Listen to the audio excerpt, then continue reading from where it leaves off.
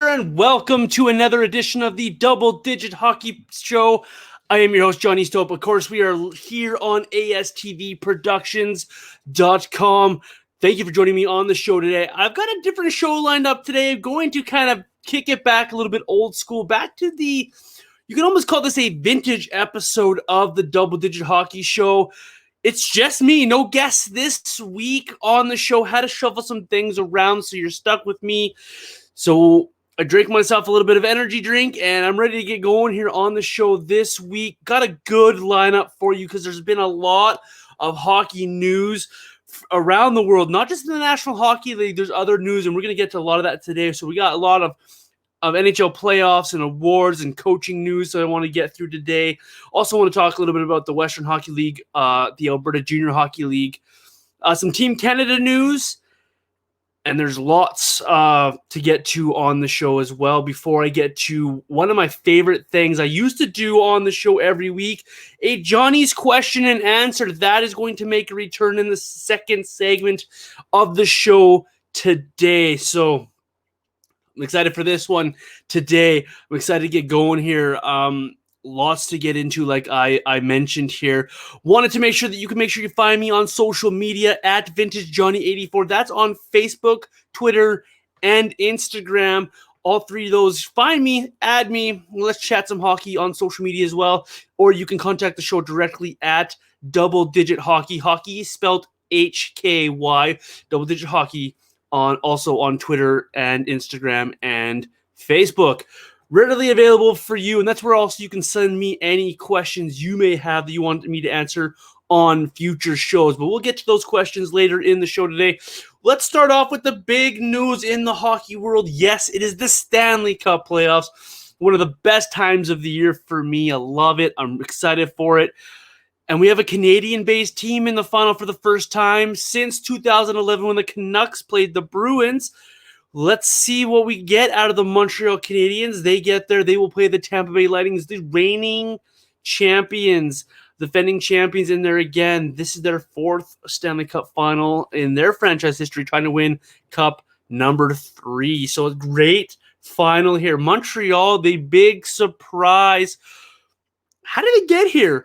There was a lot of talk at the end of the regular season and maybe midway through the National Hockey League season about the Montreal Canadiens and about how a lot of people didn't see a lot from them. We go all the way back to preseason and your predictions, and those of us who do these kind of shows were silly enough to partake in the predict it side of things, which can be a fool's errand sometimes, of course, but we did it, and when I did mine with some other guys from the Bleacher Connection podcast, they asked me about the Montreal Canadiens, and I'm going to sound a little braggy here, but I had them actually making the playoffs comfortably. I had them a little higher than what they did at the end of the season. I thought they'd be a little bit more comfortable in the division. And I said they had the opportunity and they were built here to have a bit of a playoff run. The trick for Montreal, though, would be getting through the Toronto Maple Leafs. Well, they came back when, again, of course, that was a big story. They come from behind in the 3-1 series deficit to the Toronto Maple Leafs to win that series and move on. Carey Price, absolutely brilliant. Then they sweep the Winnipeg Jets again. And Carey Price, absolutely brilliant. But what hasn't been stated through these playoffs is the growth of the two young centers on the Montreal Canadiens. Nick Suzuki and Jesperi Kotkaniemi, the Finnish player, have really come out of their shell in these playoffs and have really done a tremendous job. And that's what I believe led them to be successful in round 3 against the Vegas Golden Knights. Vegas is a tremendous hockey team. They are deep. They have a great wingers. They've got some tremendous defensemen. They've got 2 good goaltenders, either of which would have you could put in net and you'd be very comfortable with it. But I didn't see the center depth that Vegas had, and Montreal took advantage of that in my books. Suzuki, Kotkaniemi were really good for them, and they got a good play out of the defensive centerman of Philip Deneau, and use that depth to their advantage. That's how they've gotten to the Stanley Cup playoffs. They have allowed teams to try to break them down. And what I mean by that is they have this structure on the back end where they protect Carey Price and that goal. They don't make a lot of mistakes, and then they go at you and they counterattack against you. And they're so successful with it that it led to a really good series versus the Vegas Golden Knights, and they were able to get by them and win and move on to the Stanley Cup final. So with Montreal Canadiens, a bit of a surprise for a lot of people. I saw them this ability to do it. This team is built for the playoffs with guys like Brendan Gallagher, Josh Anderson. They brought in Corey Perry. If you're a hockey fan, you know all about Corey Perry, what he brings to a team, to a championship team. He's been around for a while now. Those are guys that are hard to play against. Those are guys that you don't like to play against. You love them on your team, but you can't stand playing against them because what they bring on the ice, they're tough. They know how to play, and if you let them, they're going to hurt you. Josh Anderson scores. He's a 20-goal scorer in the league. Brendan Gallagher can score pretty well, and Corey Perry seems to have this knack for timely goals. We saw that last year in the bubble when he played for the Dallas Stars in the final versus the Tampa Bay Lightning up in Edmonton there. Montreal is not given a good shot against Tampa Bay in the final here because of the way Tampa Bay plays. And we'll get to Tampa Bay in a minute here, but I want to make the case for Montreal a little bit like I've been doing here. And this team, people are giving all the credit to Carey Price. But like I just went through there's a lot of guys here that deserve a lot of credit for what Montreal has been able to do in the hockey playoffs here to get them to the Stanley Cup final. We haven't even touched on the defensemen yet either. They run a big four on the back end with Ben Sherratt, Joel Edmondson, you have Shea Weber, and you have Jeff Petrie. They have two other guys that they run, but it's one of those four on the ice at all times, and it makes it hard to play against. Those guys are big bodies. All of them are big guys. All of them have really good positioning. All of them are very active sticks. Of course, Shea Weber's the big name back there, the captain of the team, and he leads by example, and it comes through really well for Montreal. And even when he's not on the ice, you've got guys back there like Ben Sherratt's not getting enough love and credit. Joel Edmondson has really stepped up his game.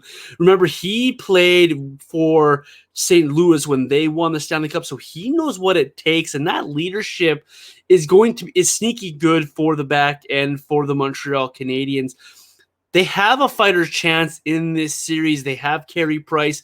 He's on a roll right now. He is probably the lead candidate for them for the Conn Smythe, which we'll get to in a little bit here. I want to talk about that. He has been really good in these playoffs, and I'll pump his tires in a little bit here. You have a good four defensemen that allow you to play the structure you want to play. They're punishing in front of their own net, and you have a forward group that has a really good mix of veterans and young talent, centermen, wingers who can get the job done. We haven't touched on a couple of their forwards yet either. Tyler Toffoli was a really good offseason signing. He's been really good for them on the score sheet. And, of course, rookie Cole Caulfield. You've heard that name before, I'm sure. He scored as many goals as all the forwards combined for Vegas in round 3. Tremendous job by Montreal. They did really good. They fought hard, and they got here. They deserved to be in the final. There was a lot of talk about how the Northern Division of the Canadian Division here, some are calling it, was the weak division, but you proved here with Montreal that they got through 3 rounds. They got through Toronto and Vegas. A lot of people were calling those big elite teams. They were able to get by both those teams, and the Winnipeg Jets are no slouch in and of themselves. Tampa Bay provides a tougher test in my eyes, and they provide a proven test. These are the Stanley Cup champions. This is essentially the exact same team that was in last year's bubble, give or take a few of those outlier players. A guy like Ross Colton has come into the lineup this year and hasn't looked out of place for the Tampa Bay Lightning, but it's the normal guys you think of when you think of Tampa Bay that are getting it done. Kucherov is getting it done. Braden Point is getting it done. Steven Stamkos with a goal last game. He's getting it done. You thought he disappeared for a while. You know, they got Palat. They've got Killorn. Those guys are all getting it done up front. They've got really good checking forwards in Coleman and Goodrow who are really formed a really good line there. and have really gone after people. They've really nullified the other team's grinders and have been able to be effective as well on the score sheet. So the depth of Tampa Bay has really shone through in the first 3 rounds for the Lightning. And on the back end, of course, you've got Victor Hedman, who's getting it done. And not enough can be said about Ryan McDonough. He's an underrated player in this. And then you got guys like Mikhail Sergachev on the back end, who are doing a good job. Eric Cernak has really come into his own for the Tampa Bay Lightning. And Tampa Bay has probably the one guy in the league right now that could match Carey Price save for save and Andrei Vasilevsky. What a battle we are in for in the Stanley Cup Finals. Now, you're going to know the results of Game 1 and 2 when this airs. Game 2 is actually being played right now while I'm recording this. I'm missing the first period to do this show, which is fine by me because I'll be able to watch it later on a replay. So we'll know how those first 2 games gone in this series, but the matchup on paper looks to be all Tampa Bay if you look at just the names. But if you break this series down piece by piece, Montreal has a chance here if they can get Tampa Bay to play their game. If Tampa Bay imposes their will, you're going to see a result like we saw in Game 1. You're going to see a one-sided game. Tampa Bay loves their speed, their counterattack. Tampa Bay will push the pace. Tampa Bay moves the puck. They love possession. Where Montreal is a defensive team, they do not take unnecessary risks. They like to slow the play down a little bit, and they'll try to counterattack what you bring towards them. What a chess match we are in for. These are 2 smart hockey clubs, big leaders, guys that have been there and done that before. And I hate to pick a side on this in this series, but I'm going to go with Tampa Bay, who I picked on social media before the series began here, because they have that factor of they did it last year. They have the speed and skill, and I think speed and skill at the end of the day is going to win out here. It's a tremendous matchup, and Tampa Bay is a tremendous hockey club. They got through some really tough tests. The Islanders in the last round, in round 3 there, gave them a real run for the money. Of course, it took 7 games, and they won that Game 7 1-0. So very easily, this could have been the New York Islanders, and full credit to the Islanders for how they played in the last round, but also full marks to the Tampa Bay Lightning for being able to show, and they showed it in that last round. They won a game 8-1, and they won a game 1-0 in that last round. So they showed that their willingness to win more than one way, which gives them the edge over Montreal in this series for me. Tremendous. Best of 7, Stanley Cup Final, Montreal, Tampa Bay. That's going to be all the talk and all the rage. Next week on the show, we could have the champion already crowned by the time that show rolls around, or we could be getting ready for Game 6 or 7. Excited for that and see how that plays out over the course.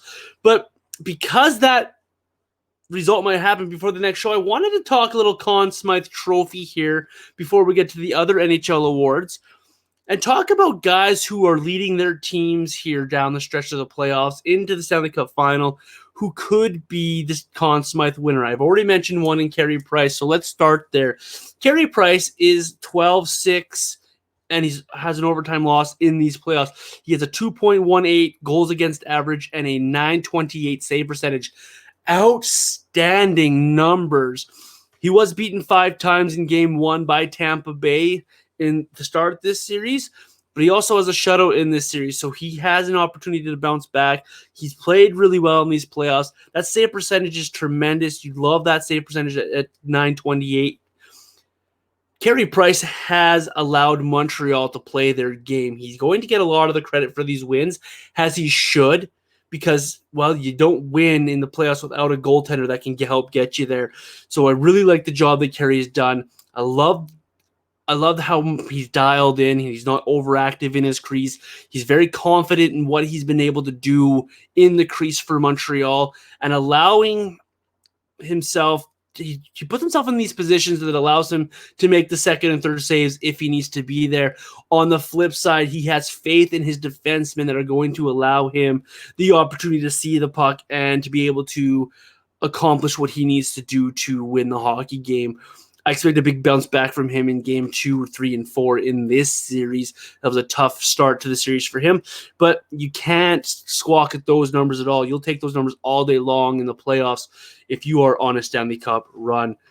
For the Tampa Bay Lightning, this one is a pretty easy one as well.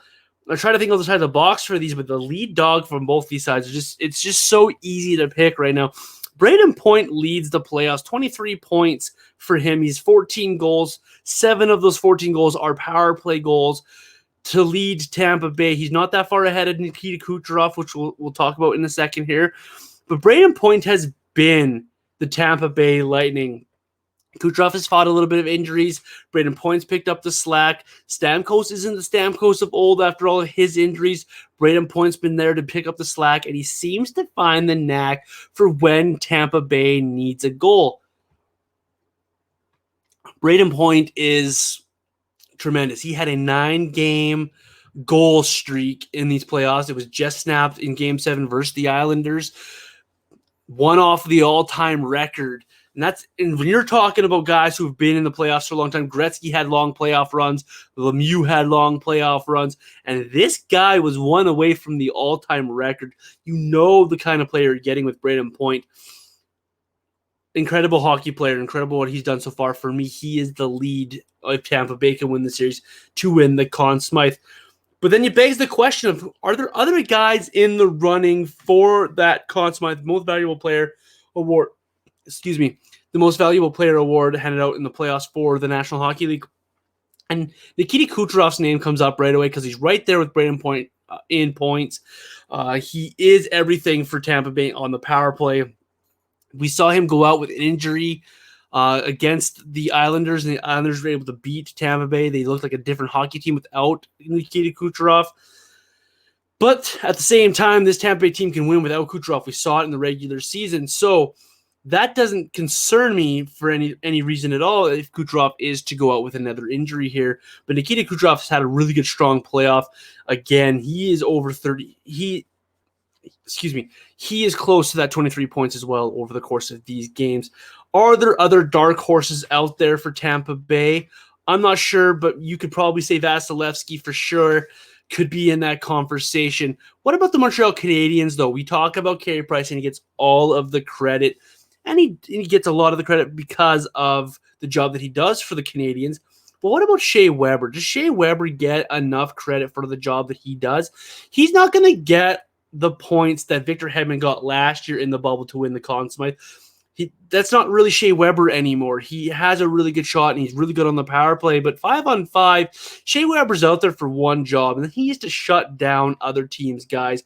And he's done a really good job of that. Shea Weber has been everything for the Montreal Canadiens on the back end, and he leads that team. There's a reason he is the captain. I said on another show that I was on that I honestly believe that he could push Carey Price for the Conn Smythe as a dark horse here because of the job that he does on and off the puck and on and off the ice for the Montreal Canadiens. Another dark horse for the Montreal Canadiens. We'll see how Cole Caulfield can do here in the final. If he continues to score at an every other game pace and get goals and lead this team in scoring, he could put himself in that conversation. I still find it hard to say that Price or Point won't win the Conn Smythe, but it's the Stanley Cup Finals, and a lot of funny things happen over the course of the final series. Awesome that the Stanley Cup Finals is on. Awesome we're able to talk about it.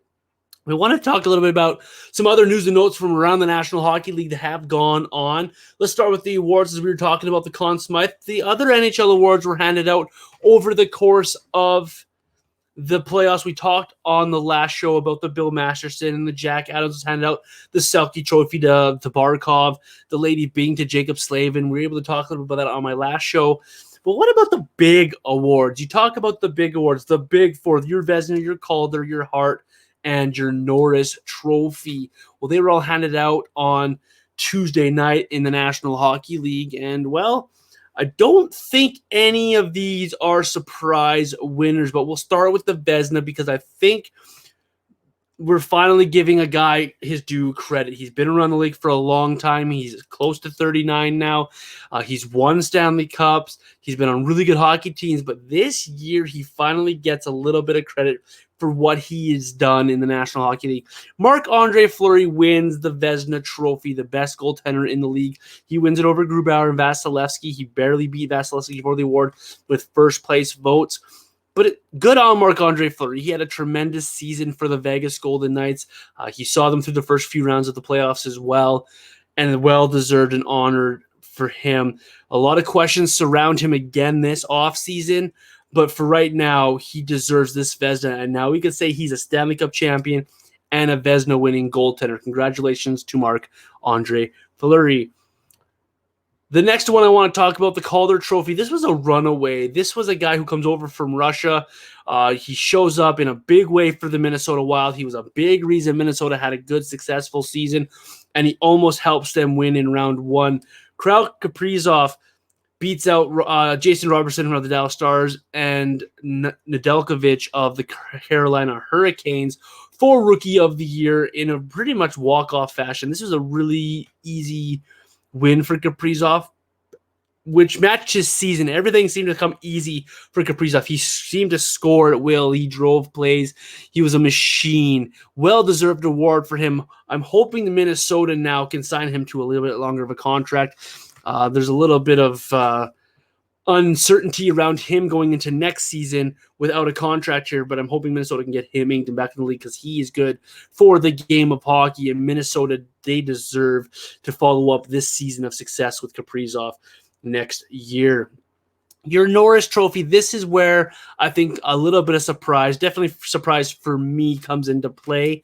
And a little bit of, I'm not sure how people voted on this one, but it's okay because this is why it's a vote, and this is why you have people from all over Canada and the United States voting on these awards, because you see a lot of different people see a lot of different ways in this.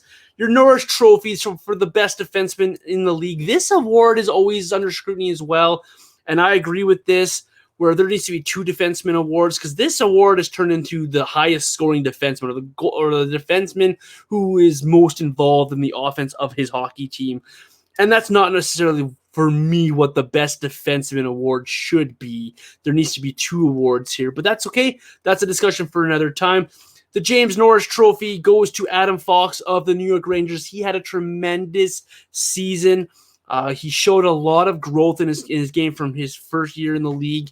He helped on the power play. He was really good 5-on-5. He's an undersized guy, but he likes to use his speed and skills to get out of trouble, and he does it quite well. He uses his position quite well. So congratulations to him. I thought this was a Cale Makar award to win. He was the best defenseman for me across the league on offense and defense. Victor Hedman was also up for that award. Interesting that Fox wins that award, and that'll be a discussion for another day on should there be 2 defenseman awards. And for the big one, the big award, the Hart Trophy, there was 3 nominees: Austin Matthews, Nathan McKinnon, and Connor McDavid were up for this. This award is also one that people need to be reminded of why it's worded how it's worded. This is most valuable player to his team award. This isn't the best player in the league. This is most valuable to his player. This year, this award was unanimous. This player got all 100 first place votes, and I can't dispute this one in the least. He walked away with the scoring race. He walked away with a lot of things this year, and he was the heartbeat of the Edmonton Oilers. Connor McDavid is your Hart Trophy winner. He also won the Ted Lindsay Award. That's the one voted on by the players for their MVP. Tremendous job by Connor McDavid this season in Edmonton. As a Flames fan, it's hard to say those words, but you got to give credit where credit is due.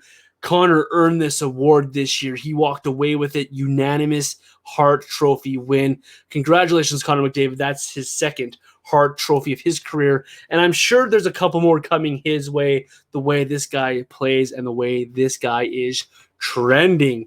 Tremendous job across with the NHL awards.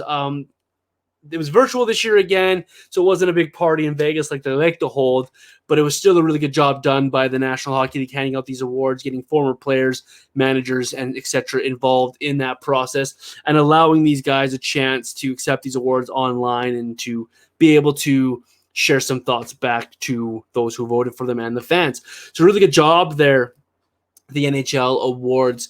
That season is over. We're on to the next step of the National Hockey League. And what we have going on right now is we've had a lot of coaching changes across the league that have happened here. And I wanted to touch base on a few of them because we had 4 vacancies filled here in the last 2 weeks. And I wanted to run through the last few here that we've seen and give a little bit of thought to each of them. Because I find a couple of these hires to be quite interesting. First off, the Seattle Kraken, the expansion team coming into the league. They get their man finally, and I really like this hire for one big reason. This hire shows that Ron Francis is not scared to dive deep, not scared to do the dirty work, and is going to dig in on every nook and cranny he has in front of him to find the best result he wants. So that's good news for any Seattle Kraken fans out there. But he gets what he called his guy in Dave Hackstall, the former Philadelphia head coach, the former North Dakota hockey men's coach, and he was an assistant with the Toronto Maple Leafs last past season. Dave Hackstall is an interesting hire for me. A lot of people thought they were going to go in a different direction, but I like this hire because of what I just said. This is not skimming off the top, the same normal names. This wasn't going after the Bruce Boudreaux that are out there, or the guys that are the recycled names over and over. This is a guy who's only had one previous NHL head coaching job. He's only been in the league a few years, and he's still experienced enough that you have a lot of faith in what Hackstall can bring to this hockey team. It'll be interesting now. The interesting part for this hire is, how does that rest of that staff fill out in Seattle? And we'll get that news coming out over the next couple of days as we head towards draft and the expansion draft. So Seattle Kraken, they make it official. They get their guy, Dave Hackstall, the first head coach of the Seattle Kraken in their history. Another team to get their man, well, the New York Rangers, they get their guy. They get what a lot of people are calling the biggest fish on the market. He led Team Canada to gold at the World Championships, but they gave him 5-year contract. And in my books, that might be a little bit long for a head coach, but the Rangers roll the dice here and they get Gerard Gallant, and hoping that he can get that team to the next level. Gerard Gallant is a curious case because of the way things ended for him in both Florida and in Vegas. We'll see how that works out for him in New York. 5 years, is that too long? I don't know. That's a big commitment for a NHL head coach. We'll see how that works out for the Rangers. But the Rangers were set on Gerard Gallant. They went out, they got him, they spent the money. First-time general manager Chris Drury doing that deed for them. Another first-time general manager having to do another coaching search here and look around the leagues. Kevin Adams has a tough job in Buffalo right now, and he had to find a new coach. He has to deal with the Jack Eichel thing, any other issues that come up in Buffalo. You have your a lot of trade talks around Reinhart, Restalainen, and what do you do with that first overall pick? There's a lot on the plate of Kevin Adams. And he went with what I'm going to call a comfortable move for him, but I don't hate this move either. Don Granato gets the interim tag removed, so he's the new head coach of the Buffalo Sabres. He's a familiar voice for Kevin Adams, and that might be what they need, is a little bit of the same voice, a little bit of consistency rather than a rotating door over and over, and that message changing over and over. This just might be a hold on, let's take care of some other business here. Let's stick with what we have here, and let's try to get this train back on track because we don't know what's going to happen with the on-ice personnel. So I don't mind this move from Kevin Adams. It is low risk for him. It is the easy decision for him, but I think this is one that's going to help him feel a little bit more comfortable in that role. We heard a lot of other names being interviewed there, but at the end of the day, Don Granato gets his chance as an NHL head coach. The Columbus Blue Jackets were probably the quietest of all of these teams this offseason looking for a head coach. They stick in-house as well. They go with Brad Larson. I like this hire. He was a longtime assistant with Tortorella there, who was just let go by the Columbus Blue Jackets, didn't renew the contract with Tortorella. Brad Larson comes in, and yeah, people are wondering, well, that transition from assistant coach to head coach can be difficult, but I like the smarts that Brad Larson brings to this hockey club. He knows this market. He knows what it takes. He knows these players, and that could give him a little bit of a heads up going into the season. This was not a good season for Columbus in a lot of different facets. The trade for Patrick Laine didn't seem to work out at the beginning here. Tortorella didn't seem to work out long-term anymore. The message seems to have gone a little bit stale. They battled some injuries here. They get the news that Seth Jones is going to test free agency at the end of the upcoming season when he becomes a UFA.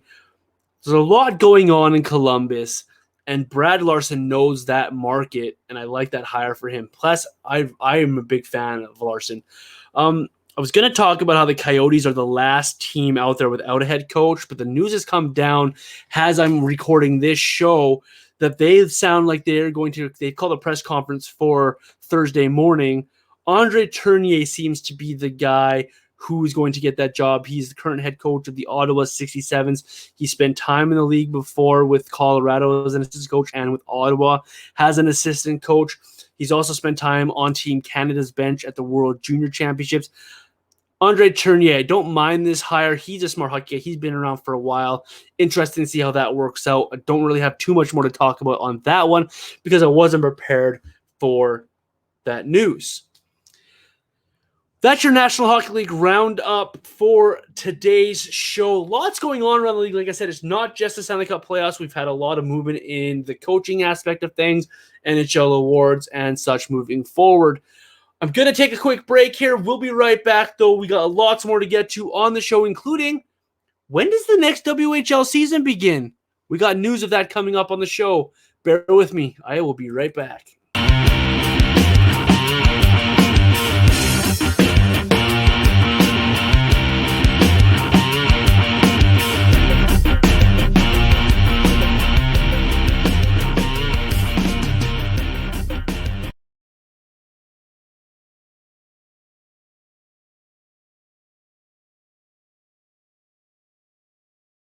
And welcome back to the Double Digit Hockey Show. I am your host, John Easthope.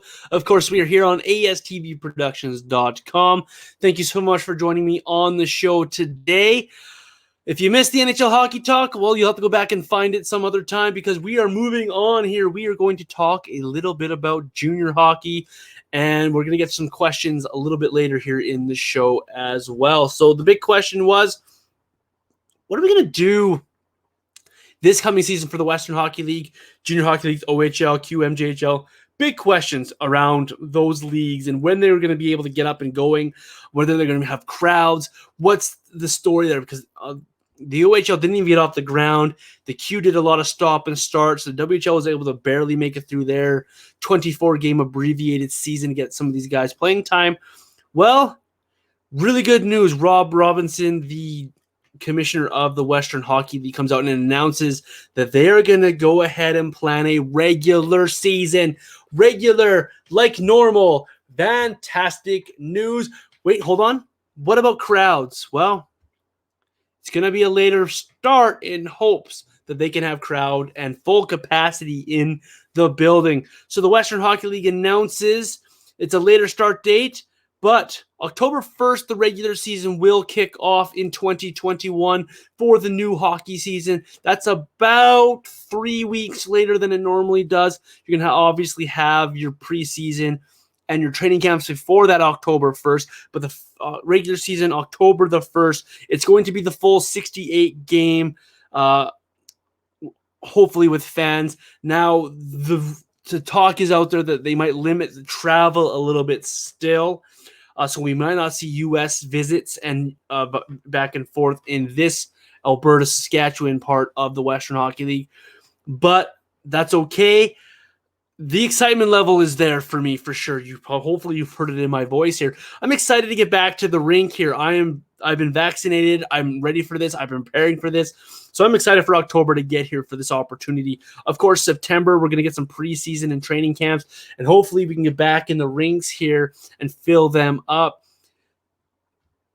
The OHL also announced an October start. They're going to start on the 7th. They're going to go with the full 68 games. The Q also going with a full schedule on October 1st. So across the CHL, you got your 3 leagues. They're going to start a little bit later here, but they're going to fit in the full season. That's tremendous news. The big question, of course, is each individual province still has to clear crowds and that and forth, and that process is going to go on again. But a very optimistic start here in the planning of a new season and announcing of those dates. That's tremendous for hockey fans. That's tremendous for those kids who are trying to make a go of an NHL, of a hockey career, whether it's NHL or CIS or whatever level they would like to get to here. I'm excited for that. I'm excited for these kids, and I'm excited for these overager players that they are going to get an opportunity to have a season as well before they move on to whatever is next. And sneakily excited for the NHL scouts and stuff, that we can get a better feel for the 2022 draft, a little bit better than we've had for this year's draft, which will be exciting, which we'll talk about on another show here as well. That wasn't the only announcement that WHL had out there. I mentioned his name earlier, Rob Robinson. He is the WHL commissioner. He was given an extension, and a rightfully so extension. He handled this pandemic with as much grace as he could. He was very forthcoming with information as best as he could. He handled it really well in trying to get a season in last year. 24 games, were able to do that. Rob Robinson given a 3-year term extension. He is now in his 22nd season. That is the longest serving commissioner of the Western Hockey League has ever had. Really good job done by Rob. He's a tremendous guy, and congratulations to him on the contract. That is well-earned, well-deserved. Western Hockey League, not the only junior league to announce a schedule. This one came out as I was preparing for the show as well. AJHL, so the equivalent of the SJHL for those who are in Saskatchewan. They have announced the new season. They are going to start regular here, October 20th. They're going to have their camps and the season starting in September on the 17th. So really excited for that as well. Excited for the new team in the AJHL. The Black Falls Bulldogs will kick off their season against the Brooks Bandit. Welcome to the league, guys. Here's the best team.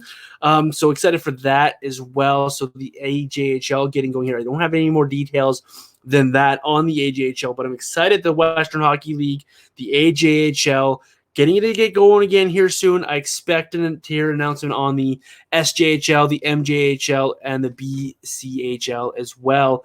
On their seasons, those should be coming quite quickly here if they haven't already. Junior hockey is very special to me. I'm wearing my Hurricane shirt and hat here because I wanted to put a little bit of emphasis back on junior hockey. My podcast started with the Lethbridge Hurricanes and with talking about that team and about what I saw at those games, and it's grown to what I have here today. So I'm always appreciative of the Western Hockey League. I go there. I covered the league for a few years when I was doing writing for Dub Network. I love it. I love that league, and I'm glad they're coming back, and I'm glad these guys are going to get an opportunity to play a regular season in the Western Hockey League wherever you are across Canada here listening to this show. Support your junior teams because, man, that is some good stuff. That is good hockey, and looking forward to getting back into the rinks for sure. All right, the time has come here. Enough of me chit-chatting about these random topics that I have on my show today. Gonna pull them up here. It is time for Johnny's Q&A. This is where I take the social media. This is where I ask you, the listeners or viewers, send me your questions, anything hockey related. I will do my attempts to answer the question. The first one comes to me from another show that I was on. Chris asked me, is it disrespectful of the Flames to not protect Giordano in the expansion draft? And I found that to be a very interesting question because you have to think what Mark Giordano has meant to the Calgary Flames. He's been here for a long time, and he's done a lot for this season, his team, and he's the captain. He's going into the final year of a contract. He's going to be 39. This is a tough conversation to have if you are the Calgary Flames or any team out there going to ask a long-serving team member or a veteran to waive a no trade or to have a conversation about we're not going to protect you in the expansion draft. There's two sides to this story. The team has to be upfront with the player here. The team has to be honest with the player here and tell this player, this is a business decision. This isn't personal. This isn't anything to do with what you've been playing with or how you've been playing. This is strictly based on the business side. And this is where the business side of hockey can rear its ugly head. And on the flip side, and Mark Giordano is this kind of player where they have the maturity and the knowledge that, yes, they realize this is just a business side of things.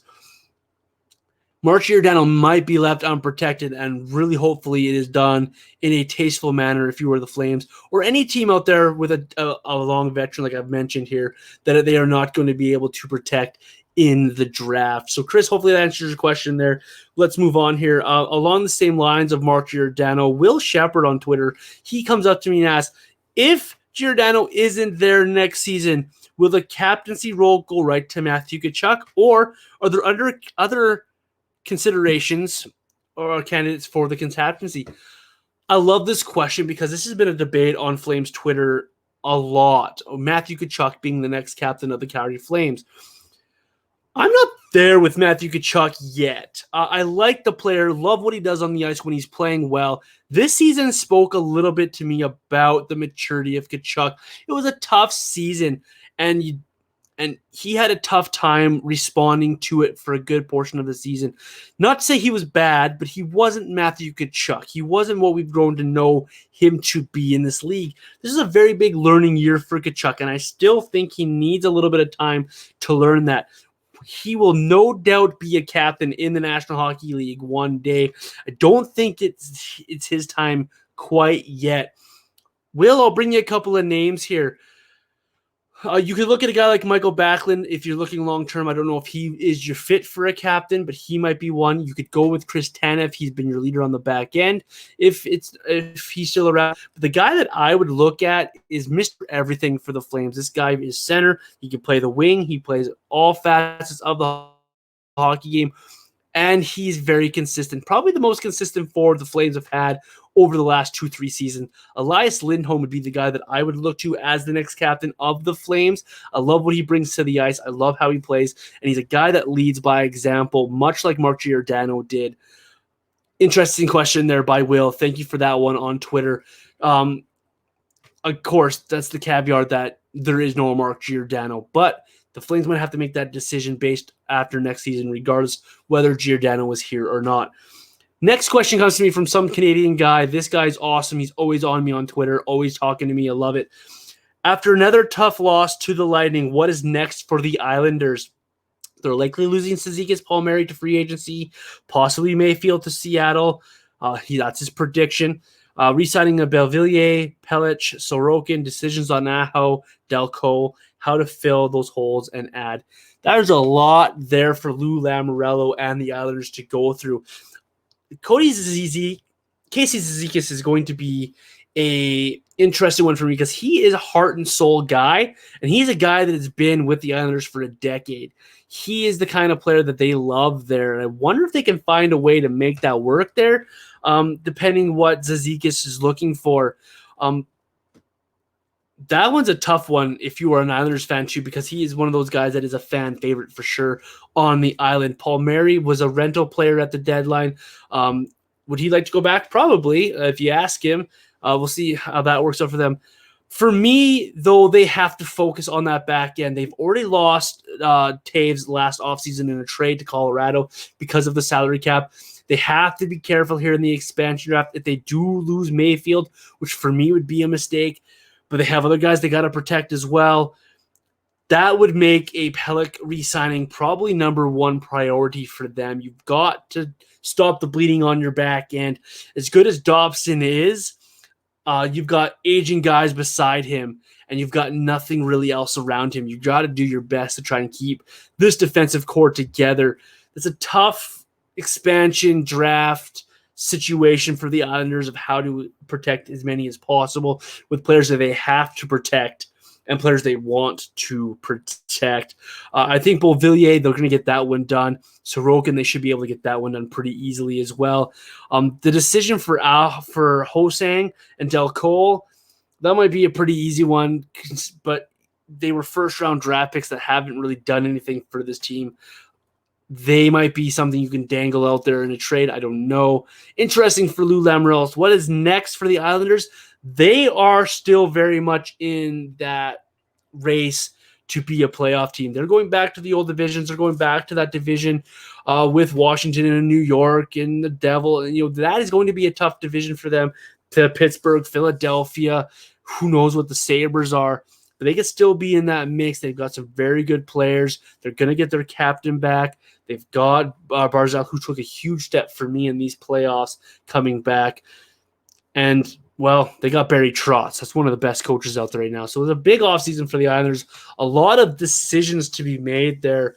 And they have one of the better general managers to do it, Lou Lamoriello. He's the kind of guy that will make those tough decisions, and he will not look twice on it. I really like this one. Kalisha on Twitter, she says, in regards to player safety, what is one change you would make? And then she put in brackets, realistically. This question made me think, and think hard. There's a lot you can do to make player safety. But I'm going to boil this one right down, and I don't know if people are going to call this a chicken answer, but there needs to be something out there to change the reffing a little bit in the National Hockey League. And I really like what Christopher Sieg said, so I'm going to steal this from him.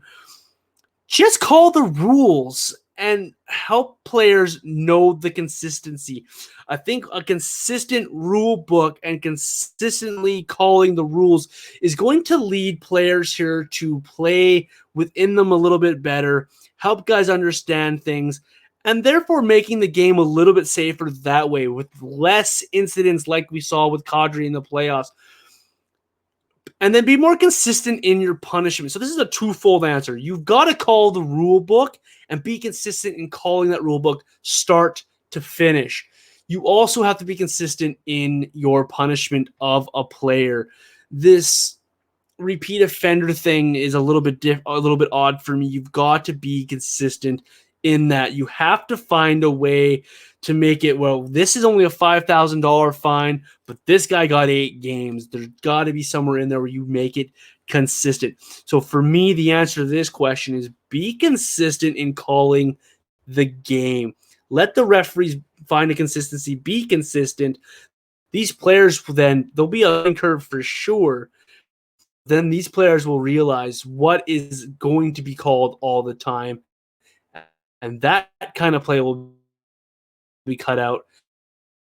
Hopefully things like charging and checking from behind will be part of that, cutting down on the rules. So that's a really good question. One of my favorite questions I've gotten on that. So thank you, Kalisha, on that question there.